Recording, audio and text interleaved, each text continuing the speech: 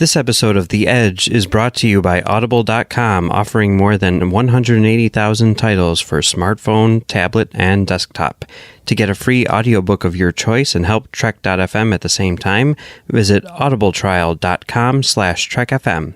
And also by Enterprise in Space, an international program of the nonprofit National Space Society. Find out how you can help science and education and become a virtual crew member aboard the NSS Enterprise Orbiter by visiting enterpriseinspace.org. And if you want to join the conversation and share your thoughts on this episode, join the Babel Conference, our listeners group on Facebook. Just type BABEL into the Facebook search field. We look forward to seeing you there. Hey, this is Jeff Russo. I'm the composer from Star Trek Discovery, and you're listening to Trek FM. What have you done out there on the edge of Federation space?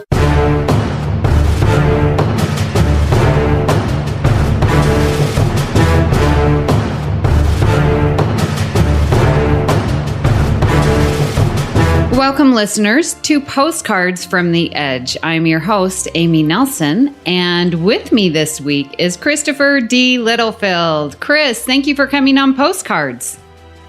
I'm so happy to be here. I'm super excited. Thank you for having me.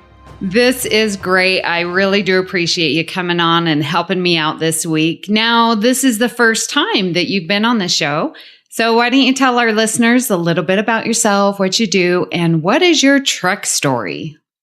Yeah, so my name is Chris Littlefield, and I'm a conductor, music director, arranger, and pianist based in New York City. I work with a lot of different organizations and Broadway and off-Broadway and stuff like that.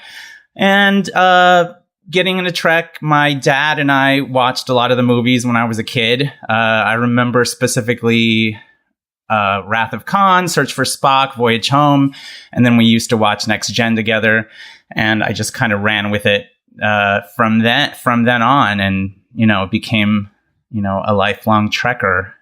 That's awesome. Yeah. Have you done any of the conventions or anything back east over there? I haven't here. Well, I did go to there was the Starfleet Academy experience here at the USS Intrepid. I think it was at the Intrepid in Manhattan, which was super awesome. But I have been to other conventions around the country. I went to Star Trek The Experience at Las Vegas Hilton when it was there. And I went to a convention in San Antonio, which is where I'm originally from, and saw Shatner right before Generations came out, when he revealed to everybody that he died in the film before anybody else knew it. And I've seen John Delancey and a lot of other people, and I do plan on going to Star Trek Las Vegas this year. I wonder how that makes you happened. Happy. Somebody keeps twisting my arm, so yeah, I'm all about bringing more people to Las Vegas. So yeah, it looks like a really great time. Yeah.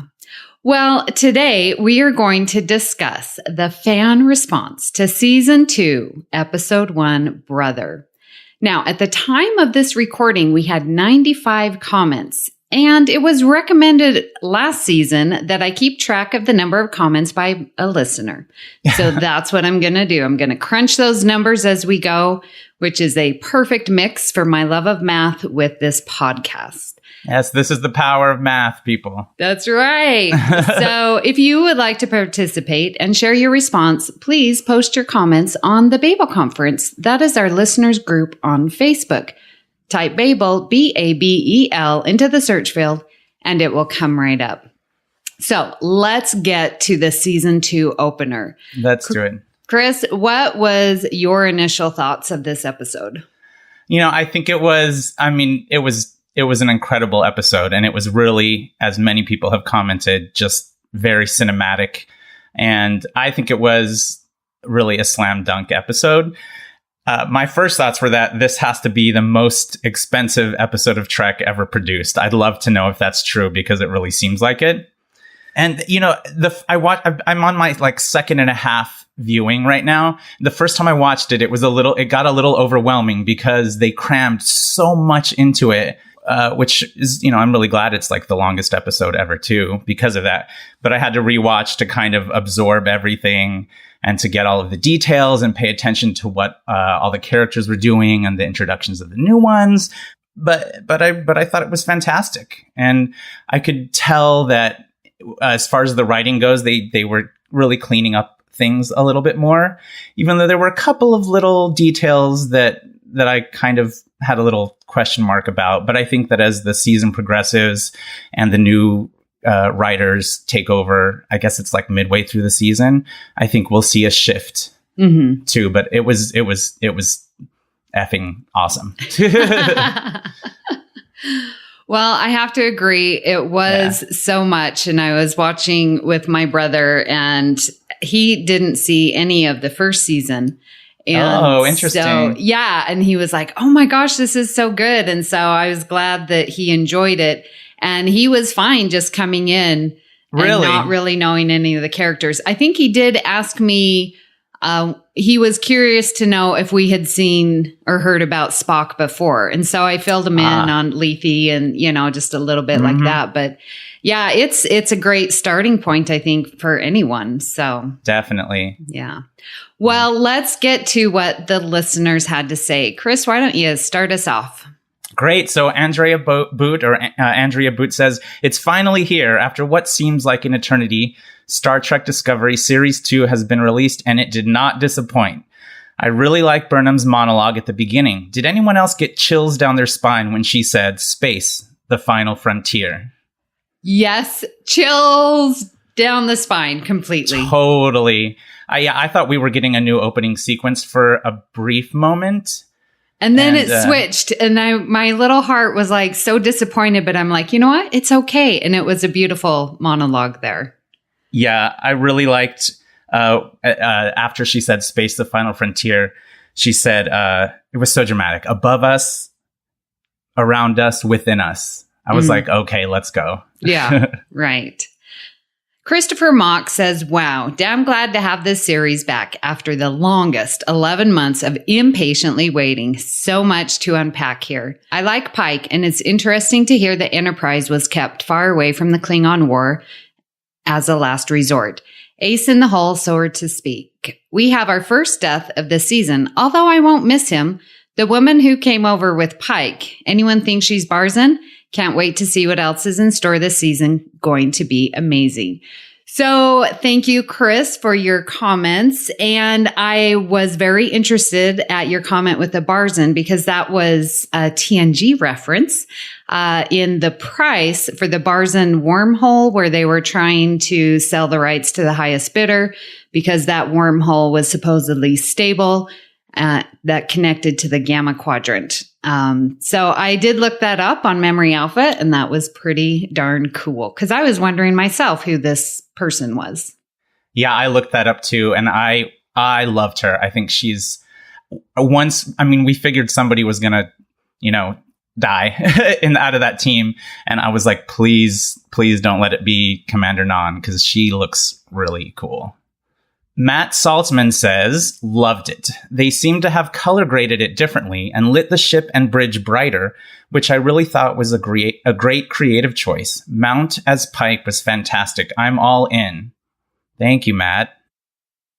Yeah, I like the lighting brighter, sort of changes the tone a bit. And a lot of listeners commented, so that was good. Mm-hmm. Yeah, I noticed that. It's great. Ken Tripp of Standard Orbit says, it was an enjoyable way to start season 2. It is incredible how much they're spending on special effects. I'm buckled up and excited for this season. Definitely excited. Dan McWilliams says, great start for season 2. There's a trend here. Already seeing more characters getting more to do this time around. I can also see why there were huge budget overruns in this first episode. Yep. Yeah, it will be. I wonder if we get the behind the scenes accounting and how much money was spent. I don't know. I would love to know that. Yeah. Chris Chaplin says, invigorating, fun, family. This premiere promised a Star Trek story liberated from the heavy, dramatic weight of the first season. There's cinematic action and visual effects, a richer score, and characters that have become a family. I absolutely loved Brother, even with some of its issues, such as an overly extended space action scene, the creepiness of child Spock, and the characterization issues with Sarek. He smiles. His dialogue is overdramatic at times. Overall, some nice mysteries are established. Spock's relationship with Michael, the signals, the Red Angels, the meteors. This felt like a melding of season 1 sensibilities with a bit of Marvel fun and 90s Trek. Well, Chris, I agree. It definitely was more fun, definitely invigorating. So yeah, I liked it. I think it's really interesting too. I noticed a lot of people commented about some tie-ins with some Marvel kind of ideas and dialogue, you know? Yeah. C. Michael Morrison says, "This is the episode I wanted in season 1. All the feels." Yes. Wes Huntington says, "Oh, and we finally got the context of that line from Tilly. When I heard that line, I could hear Amy screaming for joy." Christian Alonso says, "This is the power of math, people." Gosh, I love her. Yes, ever since we got that little clip from way long ago of, for the season 2, everyone's been tweeting me and, just including me because, as people may or may not know, I teach math and I always like to talk about math on Star Trek. So that was fun to finally get to see where it was used. And I love that it happened in the first episode. Yeah, that was really cool. And I thought it was funny that they all started applauding right after she said it. And then I think she and Stamets high-five each other. I mean, I think that it's not just math, but also like some physics and stuff too, which of course is applied is math as well. Of course. Yes, absolutely. It was obviously a line that was meant to give us, to trigger a lot of emotion for us. And it certainly did. Yeah, definitely. Paul A. Brooks says, "As someone who really didn't care for the first season, I'm pretty happy right now. A noticeable improvement. Captain Pike is terrific, and the entire show feels much more Trek. There's still plenty of kinks to get worked out, but this was a very good premiere." I like that it's that people who weren't crazy about the first season are kind of like, all right, it's getting, I think it's getting more people more interested, which is awesome. Yeah, I definitely saw that trend as well. Yeah. So Nicholas Paul Collinson says, "Such a great start to the new season. I really like the intro sequence with the Cassini photos and the African creation story. Watching with my partner again, we both liked Pike. He's really fun and a bit James Bond. So we're looking forward to seeing where his character goes. We both didn't like Science Officer Connors, or whatever his name was, and both cheered a little when he got pasted by the asteroid mid-mansplain. Pasted. The color-coded spacesuits looked a little ridiculous, but in a good way. They made them look like Power Rangers. Oh, that's funny. I didn't even think about that. I didn't either. He continues and says, "I like Tilly's newfound confidence, and we both like that she is having some good character progression. That scene with her and Stamets after he was going through his memories of Hugh was so sad, but he played it so well, and I hope we get to see more of their love. And Lieutenant Reno is great. I really liked her character, so I hope she becomes a bigger fixture on the show. Overall, very solid. Really got me looking forward to the rest of the season. I also really liked how funny the episode was. Just so much fun banter between the crew members, showing how close they've become." Yeah, that's a great comment, Nicholas. There's so much to unpack there, but the Cassini mission was an actual real mission launched in 1997. I did a little research, and there's a great review on trekcore.com by Claire Little, and she kind of explains that a little bit and is kind of confused why they chose the old-timey kind of look for it and used a logo from NASA that I think was discontinued after a while. So I'm sure that they'll bring something back to explain why they chose that, right? Yeah, but again, just that tie-in with real science with where we are to where we can go. It's very Trek. For sure. And I loved the African creation explanation too. Yeah, I had never heard that before.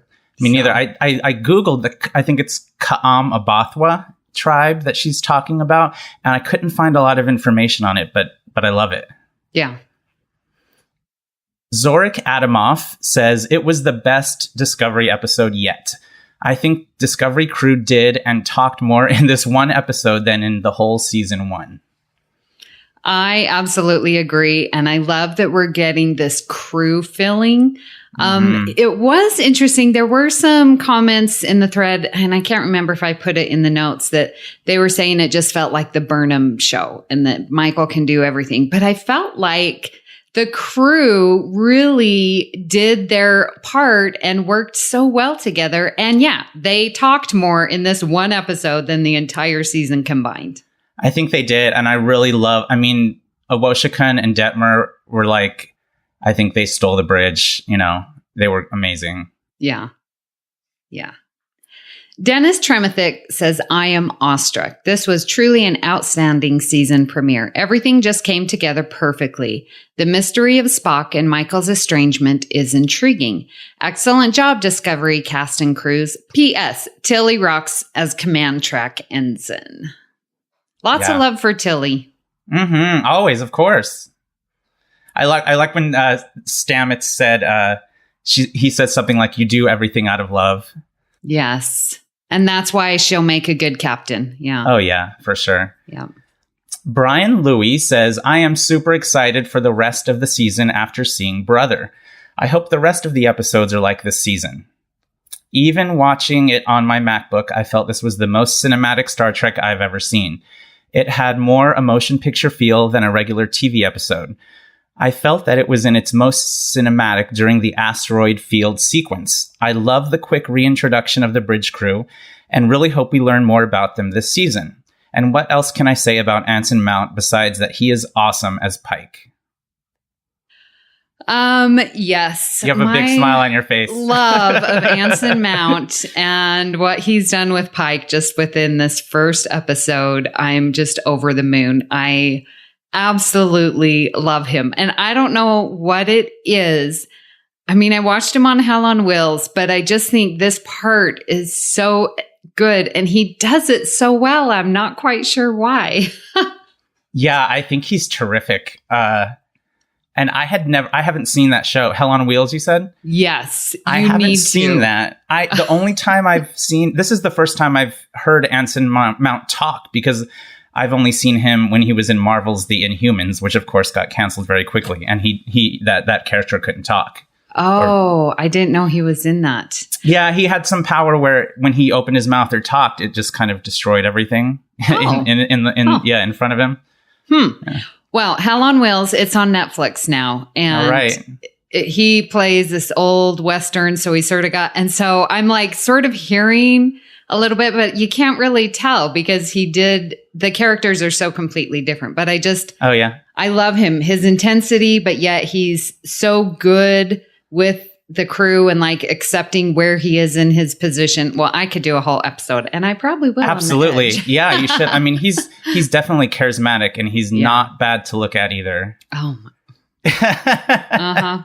But yeah, and I love that we got that introduction of all the bridge crew. We needed that because we didn't even get an introduction fully on I loved the roll call. Yeah. Yep. And Ariam was the only one that said her rank, even though he was like, ranks don't matter. Yep. She's like, yeah, they do to me. Uh-huh. Yeah. Ray Leopard says, this was a great episode to start season 2. The action and special effects were movie level quality. The story had wonderful action and spectacle, but also had time for moments of solid character interactions. The humor was utilized well. I love the first season, but this one may top it. Disco forever. Cool. Yeah, I think Alex Kurtzman also said something about how they wanted to blur the lines between regular TV shows and movies. So they definitely did. Definitely, yeah. Janessa Chiarda. Hi, Janessa. says, OMG, I didn't think Tilly could get more adorable. Also, did anyone else notice the music? It sounded like it had a few elements mixed in from Michael Giacchino's score from Star Trek 2009. And I actually like that. It's less like aural wallpaper like last season for me. So I actually had a conversation with Janessa about this, and she's totally right. She sent me a link to one of the pieces from '09 called I think it's called Enterprising Young Men. And so I listened to that, and then I rewatched the pod sequence, and the orchestration and the tempo and the timbre is very, very similar, but it's with the Discovery themes music with theme Jeff music. Russo. Yeah. Yeah. I don't know that it was if that was a planned thing, but it definitely captured the same kind of intensity and music there. Yeah.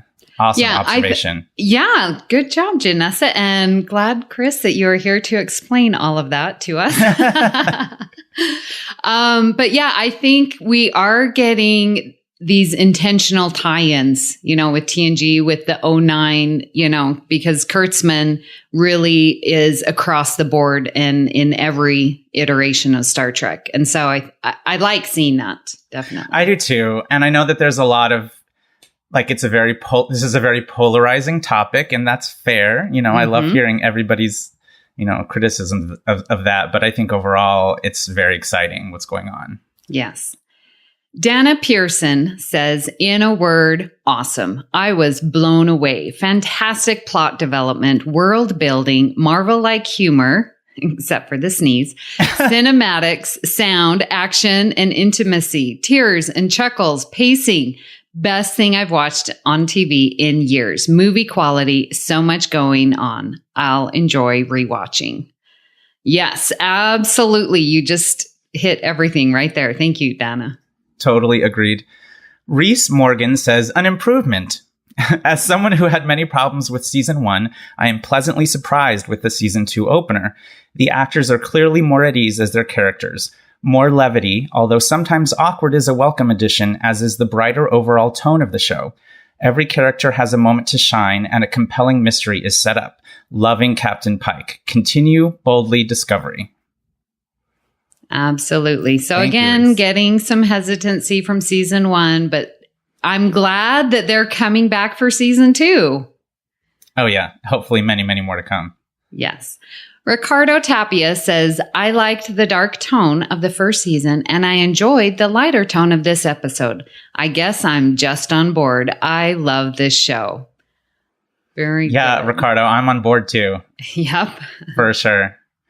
Lee Hutchison, hi Lee, says, I really enjoyed the bookends, but felt the adventure plot wasn't the most gripping. The action stuff wasn't for me, but was fine. All right. I mean, I kind of really loved the action sequences, but I respect your opinion, Lee. Yeah. Patrick Carlin says, also, how Tig Notaro's character, Jet Reno, had all the patients wired up to keep them alive reminded me of what Nog said in DS9's The Magnificent Ferengi. If you think about it, medicine isn't all that different from engineering. It's all about keeping things running, fixing broken parts. She was a great character too. Hope we get more of her down the road. Do you have thoughts on Tig?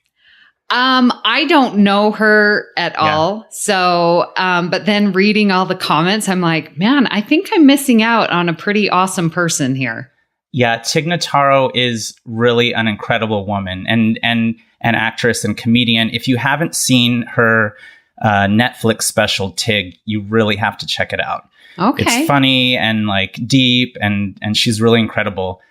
I loved her character and her introduction and that sorry, did you know that she was coming on? I did. Okay. Once they announced the casting, I just thought this is going to be an incredible Starfleet officer, and I cannot wait to see what she does with it. I loved in that scene the kind of weird medical situation going on.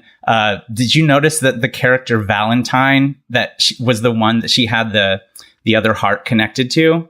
Yeah. I loved that character she explained had shrapnel pierced through his heart, and I love that his name was Valentine. I just thought that was really cool. like an arrow through the heart, you know? I missed that. Oh, yeah. okay. I think she had the best one-liner of the show, which is, evolution's a fickle bitch. Am I right? Yeah, right. I can't get enough of her. Yeah, very witty, she's definitely a character that just threw me for a loop because I was like, where is this personality coming from? So interesting to see that there. You know, the only issue I had with that scene was when they were approaching her and they were going through that, when they asked if they were breathable, and they walked through and she tells, Jet Reno tells them, watch your step. I don't need you to get decapitated or something. Yeah. But the laser was on the ground. So like, if like the laser was on the ground. Yeah. So I don't know why they would get decapitated if the laser was on the ground. Because that would trip something that would cut off their heads. Okay. A trip makes wire. Sense. Yeah. I buy that. Okay. I'll take that headcanon there. Okay. Tyler Orenchuk says, my favorite parts were Saru reading the registry number and Pike going back to help Michael. Lorca wouldn't have done that, or if he did, would have been in a creepy way. Great first episode. Yeah, I didn't know that Saru had that amazing sense of vision, which makes sense for him. So that was really cool to bring that out. Yeah, it was cool. I like that we're learning a little bit more about the Kelpian senses, like when he sniffed Michael to kind of sense her anxiety. Yes, that was so funny. And he's like, not what I'm smelling. And also I have to point out, when we first saw him walking down with Michael, when he was doing that kind of the hand movements behind him, I like to call it the Saru Swagger. Nice. Yeah. It's like he's just got that like runway walk down. And I thought it was fierce. Definitely. Christopher Lutz says, I liked it. Okay. It's still not completely grabbing me like I wish it would. Really loved Anson Mount as Pike and enjoyed Michael's story exploring her past with Spock. They really are hitting it out of the park with regards to the original series elements. It just feels right. The rest of it was decent. A lot for me depends on how the story arc eventually wraps up. Reserving final judgment until then. What's with Kurtzman's fascination with space jumps and high-octane maneuvers in debris fields? Those moments in the JJ films must have been his idea. Yeah, Chris, I think you're right. We've got Kurtzman with his fingers in all iterations, and I think he's just bringing them all about. And I think he does it well, and I don't think that it's fan service. I think he's just connecting the iterations of Trek together. What do you think? Yeah, I think so too. It definitely. Those sequences really remind me of the Kelvin timeline, of course, and I think a lot of it is style. I think it's his style. You know. All right. Well, we had some comments that I just didn't quite know where to put, so I'm calling this section Bits and Pieces, and we have Graham Snyder, the first Barzan scene in Starfleet, and a canon reference to a Cation roommate. Lieutenant Imras and Premier Bhavani would be proud. So I got the Barzan, but I didn't get the Cation roommate. And listeners, I had to look that up. And that is from the animated series. There was also another one, but it's the feline humanoid race. If you know what I'm talking about. Yeah, I caught that line on my second watch. It's right before Connolly got pasted by the asteroid. Maybe we'll see one. Yeah, so we didn't see, but there was this reference to it. So that was very interesting. And yeah, we talked about the Barzan with the TNG connection. Love it. Yeah, I thought in this episode, we of course had a lot of little Easter eggs with different series. And I think they were a lot more judicious about it in this episode than, let's say, the last episode of season 1, when it was just kind of all over the place when they were on Kronos. Yeah. Dave Veenstra says, also, did we all see the wheelchair guy in the corridor? Diversity. Tim Hand says, Dave, I'm all for expanding diversity in Star Trek, but wouldn't wheelchairs in the future be rather obsolete with the advances of medical science? Unless you were very badly injured, like how we know the outcome of Pike at some point. So then Dave followed up with, I agree that a hover chair or bionic legs or something is probably more Trekky, but my student in a wheelchair screamed out and couldn't stop talking about it this morning. So I don't care as much about the sci-fi. Diversity matters, and there's room for all of us in the Federation.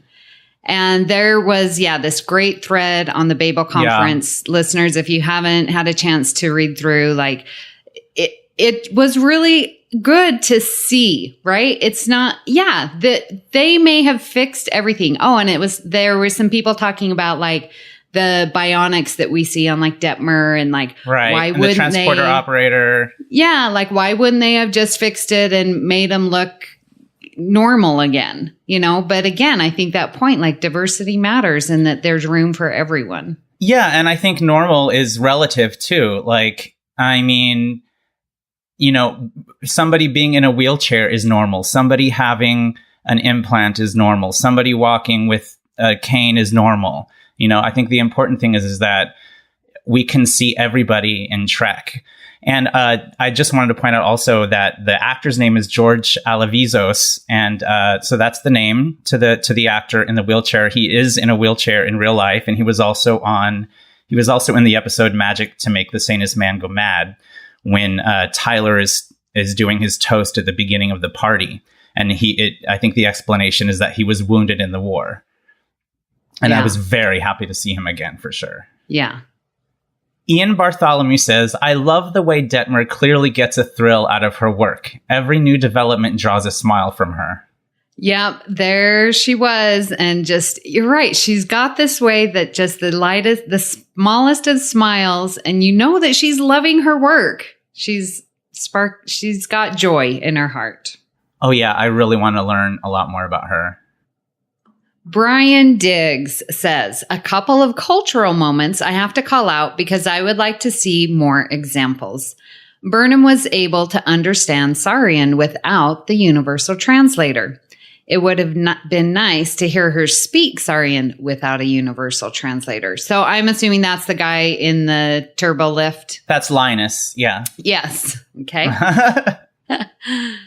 He continues and says, we see that both Culber and Stamets enjoy entertainment that is not European/American and that is not human. Although stronger props if they were into Casselian kabuki. And then I had to look that up because I didn't know what kabuki is. Kabuki theater, yeah. It's a classical Japanese dance drama. And then he says, instead of Cassilian opera. The latter is really a holdover from last season, but I only realized with this episode that it's non-human form of entertainment. I think last season I only picked up that it was opera. So again, Brian, thank you for your comments. I know that you are very particular on your non-European, non-American trends. So I thank you for pointing that out for Discovery, that they are trying to build a bigger universe. Yeah, I like Brian points out a lot of interesting things that I don't think we get a lot of comments on. I think it's really cool.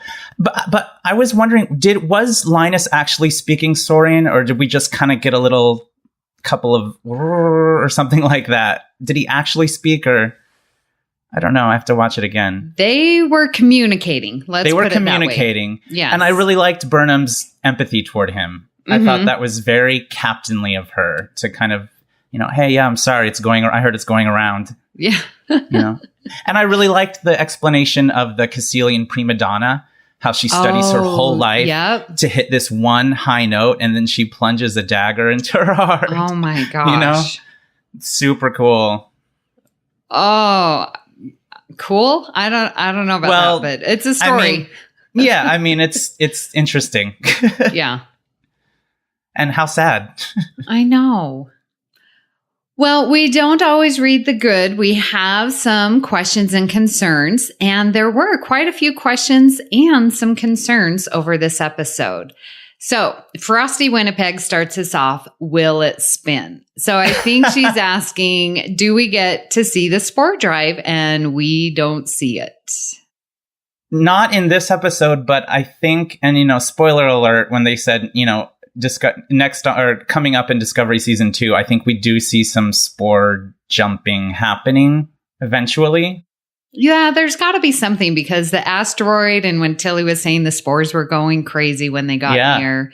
Yeah, there's going to be. So hold on, Frosty. It will be coming is our predictions. We know nothing. We can't let that go. We can't let that go. We need to jump. Yes. Brandon A. Cole says, if that was Spock's quarters at the end, I would be upset someone could just go in my quarters and listen to personal audio. Amaram Misne, I'm sorry if I said your name wrong. Amaram Misne says Brandon was thinking just that as she walked in, and more so when she heard the audio. But he's a Starfleet officer, and his quarters and official log, be it personal or not, are all property of Starfleet. At least that is the case in many paramilitary organizations I know. Yeah, that, I didn't really think about it because I was just like, well, Spock sort of, in my mind, had permission from Pike to go on board the Enterprise and, go into his quarters. But you're right. Michael had permission. Yeah. Right. But even if she didn't, it's still Starfleet. And if he's out missing or something, then they're going to go through the logs. I mean, we saw that all the time on TNG. Yeah, I don't know. I don't really have an opinion one way or the other. I thought it was a really cool plot advancement. Whether it was totally appropriate or not, it was kind of cool for me. Yeah. And, at least it wasn't some stranger. I mean, it was foster sister. So there was some familial connection there. So. Right. Kevin Lee Heaven Street says, what did you spot in Spock's quarters? So this was interesting. Mm-hmm. So I saw the Vulcan bells from Amok Time, 3D chess, a Vulcan lute, and also that metal partition with circular openings in it that was standard issue on the Enterprise. So I got the bells, but I'm sorry, I didn't know it was from Amok Time. And I saw the 3D chess, but I missed the Vulcan lute. Yeah, as soon as we went into his quarters, I was looking all over to see if I could recognize anything, because you knew they were going to throw a lot in there. And it was kind of hard to focus because they kept doing the flashback from when she first met Spock, But I did see the bells, but I didn't know that they were from Amok Time either. Of course, I saw the 3D chess, and I saw the Vulcan lute on my second watch. Mm-hmm. I thought the metal partition thing was really cool, how they reimagined it. It was kind of more, there were more, partitions to it instead of just like a single, which is what I remember from TOS. Yeah. Yeah. Well, thanks, Kevin. Yeah. Cool. I love that. I love those things you can find. Well, it was like when in season 1, when we went into Lorca's armory room of his collections, and we got to see, that's when I was like, yeah, what are we going to see? But yeah. Oh yeah, the Cardassian vole, the Tribble that was being dissected, and of course the Gorn skeleton. Yeah. Very similar kind of thing. Christopher Mock says, "Hey, what was up with the dude in the transporter room with the bad knockoff LaForge visor?" Oh, Christopher Mock. I mean, it looked pretty cool. I loved it, and I was like, Jordy. Yeah. But I want to know what was on the top of his head. There were a whole bunch of metal pieces on the top of his head too. Yeah. So again, maybe injury and leftover from the Klingon War, right? Maybe. Yeah. Yeah. I mean, there's got to be a lot of that going around. I thought it was a nice touch. Made my TNG heart happy. Yeah. Davey Elmer says, is anybody else frustrated by the assertion that Discovery Season 2 is only lighter in tone because of backlash to Season 1 and the popularity of the Orville? We were straight up told months before Discovery Season 1 premiered that the series would undergo a shift in tone that was more optimistic. And yet somehow this idea that Season 2 is somehow a course correction still persists.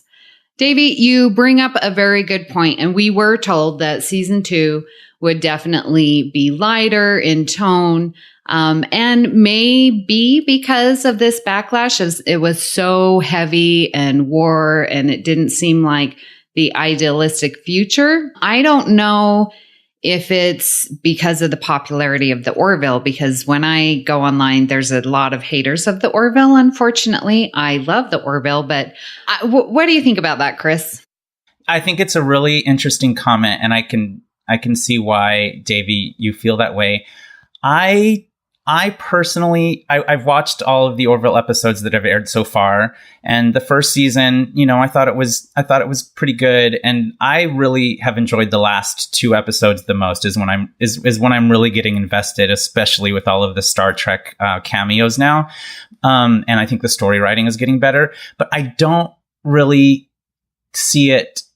I don't think that Star Trek cares about what the Orville is doing. I think Star Trek is doing what they want to do.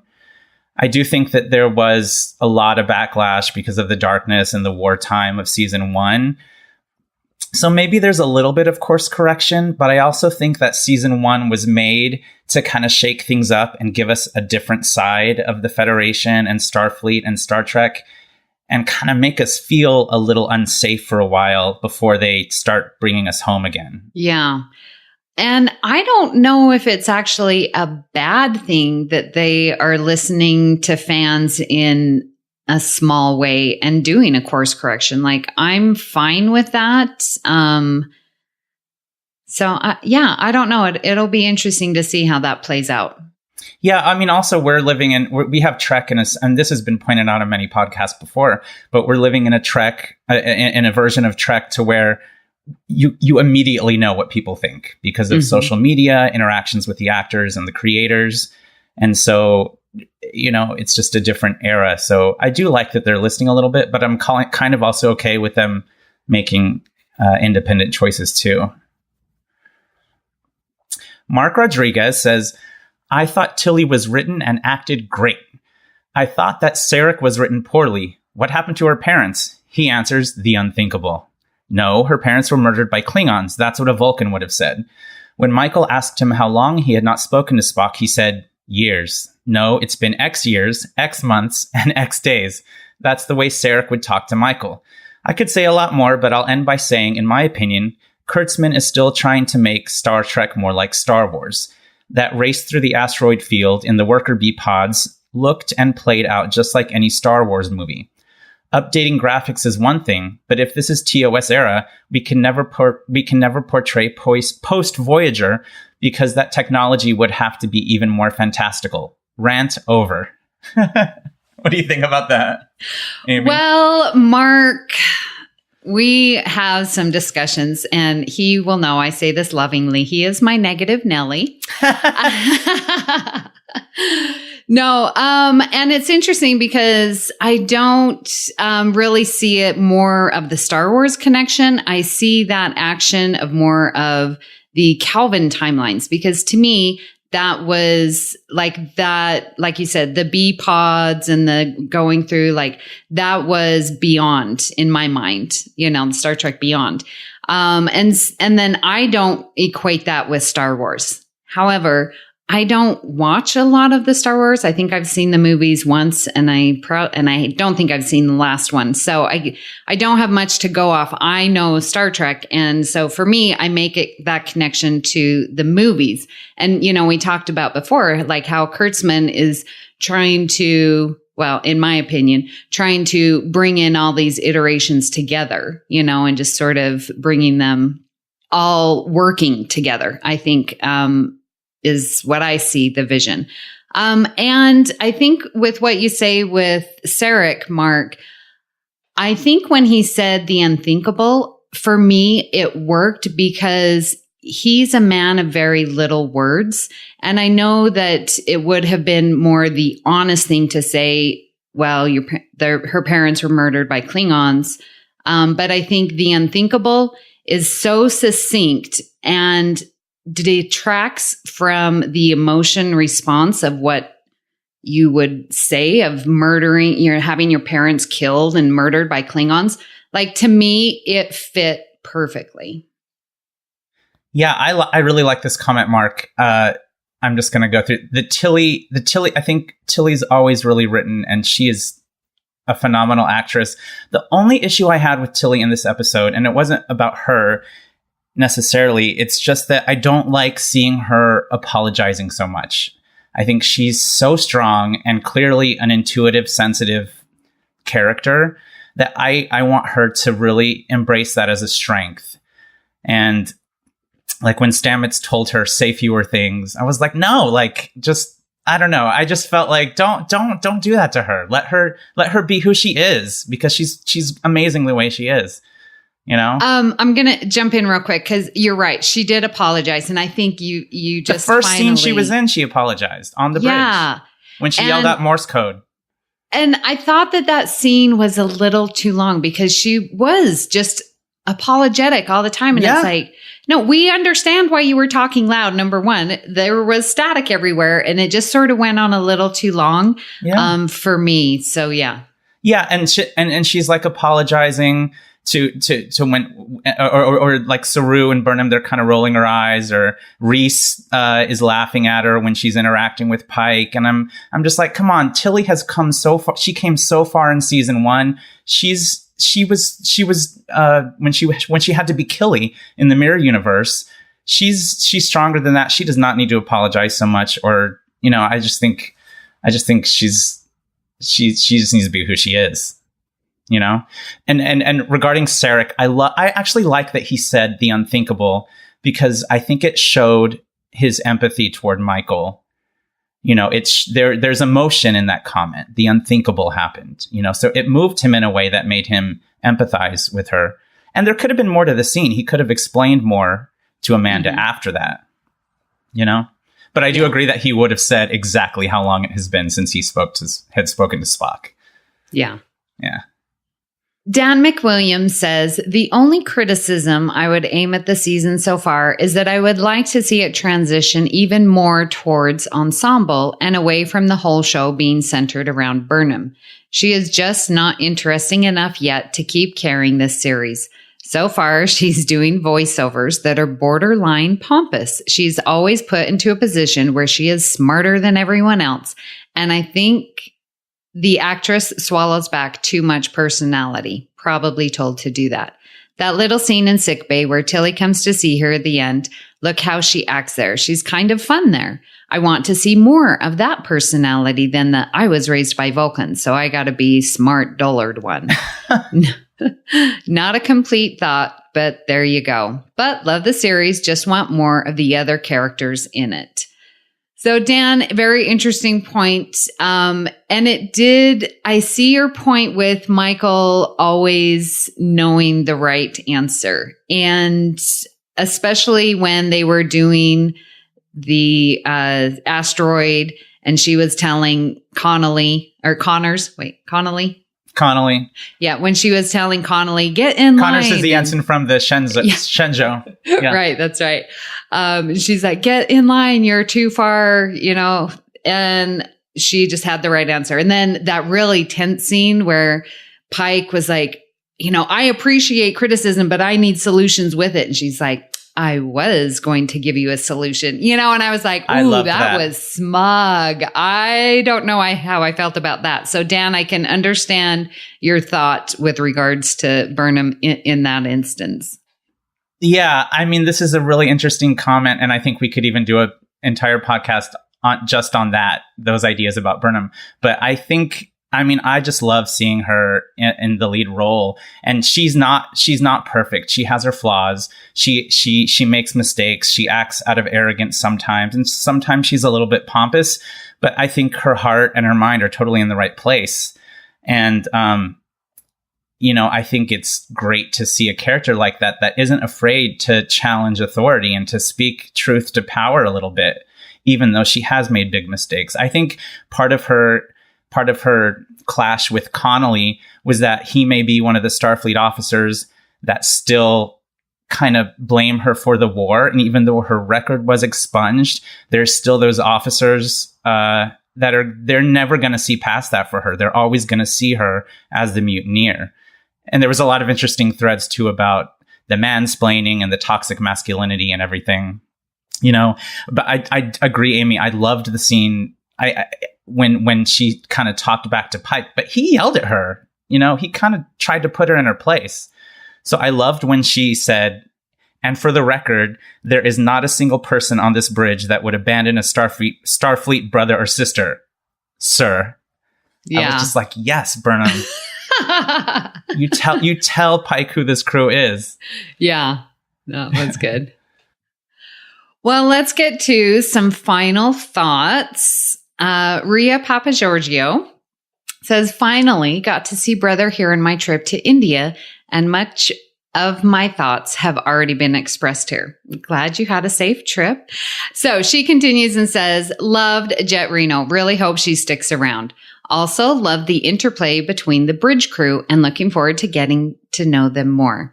Love Stamets' way of telling Tilly to talk less. Hilarious. Tilly was a little too awkward this episode.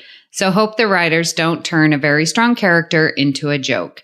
Not sure how I feel about bratty Spock child. Vulcans are supposed to be non-emotional. Let them be. Seems like every Vulcan is an emotional exception to the rule, including what others have already said about Sarek in this episode. Sometimes Burnham seems the most Vulcan of all. Anyway, I like the direction this episode has taken and looking forward to season 2.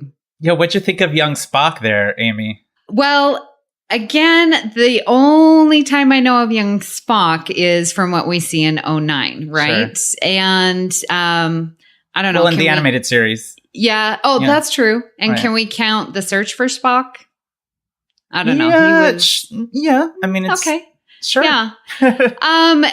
I thought that he would have been more, like, at least shook her hand. Like, that slamming the door in her face seemed not polite, which I think Vulcans are generally very polite. So that was the only scene I didn't like. But everything else, I thought he was, this child. I mean, he is half human. So I'm sure he had to work out a lot in his youth. Oh, yeah. I'm sure young Spock was kind of difficult. I mean, it had to have been. The child actor that played him actually was in an episode of The Chilling Adventures of Sabrina too. So I recognize the actor from one of those episodes. And he was definitely not what I expected from young Spock. But, I think it's interesting, and I'm sure we'll see more with how that relationship started. I liked how when Burnham reached out to shake his hand at the doorway, it reminded me of when she reintroduced himself to Tyler in the mess hall. I think it was Lethe. Oh, yeah, that's right. Was that Lethe? Maybe? Yeah. Yeah. Sanjeev Gopal says, now that was Star Trek, 3 exclamation points. I enjoyed this episode immensely. From Pike having fun and having the crew sound off their names to Saru zooming into the registry with his supervision to the insane amount of technobabble to the crazy visuals. I commented to my girlfriend while watching, this episode is like a movie. I can't wait for this season. A better start to season 2 to season 1, in my humble opinion. I think that they liked it. Yeah, I think so. And Joshua DeVries says, I loved the episode. It was so fantastic to see the bridge crew working together as a family, especially the dream team of Detmer and Q. Owoshikan. Thank you. Owoshikan. Yeah. Owoshikan. Thank you. I liked how the episode gave us time to get to know Pike before we meet the other 2 major players from the cage, Spock and Number 1. Plenty of mystery and optimism. I'm really looking forward to this season. I cannot wait to meet Number 1, to see Rebecca Romaine. I think that's going to be brilliant. Yeah. And you're right. I didn't think about it that way, but yeah, give us time to meet Pike, before bringing on the other characters. So good point, Joshua. Yeah, I think they're really making us wait for a lot of cool things. I mean, Ethan Peck, I can't wait to see him either. Yeah. I thought he really, in the voiceover at the end, in the message that Burnham plays, really captured the cadence of Leonard Nimoy's voice. I thought so too. And I was like, is that Leonard Nimoy? I had to really listen. Maybe it's just, you hear what you want to hear, but sure. It was amazing. Yep. Yeah, I got chills. I thought, I mean, what a smart actor, you know? Yep. Well, Chris, how do you think that the fans responded overall to this season 2 opener? I think that it was like a 98% positive, response. I loved how excited everybody was, and everyone kind of was on the same page. I like the criticism too, of course, but I think that people are a lot more excited now that we're in a new season. They're kind of reworking some things. They're fleshing out characters more, and I think it's a hit. Yeah, definitely. I like that people are coming back from season 1 saying, this is Star Trek. And, even if they didn't like it, again, props to all of you listeners and those who are come back. You didn't care for season 1, but now you're on board with season 2. So that is just great. I love the special effects and just how amazing everything looked. And can't get enough of Anson Mount. So that's always a good thing. Yeah, I really love the people that comment, this is Star Trek. This is Trek. This is so Star Trek. Because we heard so much of the opposite last season, even though I personally didn't really feel that way. So that makes me excited that more people are like, all right, let's go. Let's do this. Yeah. Be sure to check out our Discovery coverage here on Trek FM. We have Live from the Edge. That airs on Fridays at 9 p.m. Eastern. And you can interact with Bruce and Brandy live, ask some questions, and then that will be released as a podcast on Saturday mornings. Our commentary will be available as Treks from the Edge with Mike and Max. And of course, you can catch full analysis on the Edge main show with Patrick and myself. To wrap up the coverage, join us for Notes from the Edge for links between Discovery and the broader franchise with Chris Jones. You'll find all of these in the main feed for The Edge and in Trek.fm master feed. We'd love to hear your thoughts on Discovery, and the best place to do that is the Babel Conference, our listeners group on Facebook, where I will collect your feedback for postcards from The Edge. You can find us on Twitter at TrekFM, or send us email using the contact form on our website at trek.fm/contact. Choose to send to a show and then select The Edge. So, Chris, where can people find you on the interwebs? I'm on Facebook, and I'm in the Babel Conference a lot. And you can also find me on Instagram and Twitter at CD Littlefield. And you just got your Twitter account back up and running again. Yes, I deleted it a couple of years ago, and then I just started again. So I only have a few tweets here and there. There's a tweet about a little project that I'm working on musically, and not so much, but I'm getting my Twitter fingers going again. Awesome. Slowly but surely. Very good. Well, you can find me here on the network where I co-host The Edge main show with Patrick Devlin. I also co-host Earl Grey with Richard Marquez and Justin Ozer, which is about the next generation. You can also find me on the Fandom Podcast Network, co-hosting Discoville, where we discuss the Orville and Discovery with my good friends Haley Stoddard, Kyle Wagner, and Kevin Reitzel. You can find me on Twitter at Miss Amy Nelson, but my favorite place is on the Babel Conference. If you'd like to help us keep all our shows going and even become an associate producer, visit patreon.com/TrekFM for all the details. And I would like to thank our associate producers, Norman Lau, Tony Robinson, Thomas Puleo, Lisa Slack, Shoaib Mirza, Richard Rutledge, James Muldrow, Cornelia Reutner, Ryan Mallett, Chris Trabuzio, and a special shout out to our newest associate producer, Brian Maloche. Welcome aboard. Thank you so much for supporting Trek FM and especially The Edge. Chris, this was so much fun having you on Postcards. Yay! So much fun. Thank you so much, Amy, for having me. This is so cool. Awesome. Thank you. So join us next week for another episode of Postcards from the Edge. Hailing frequencies open.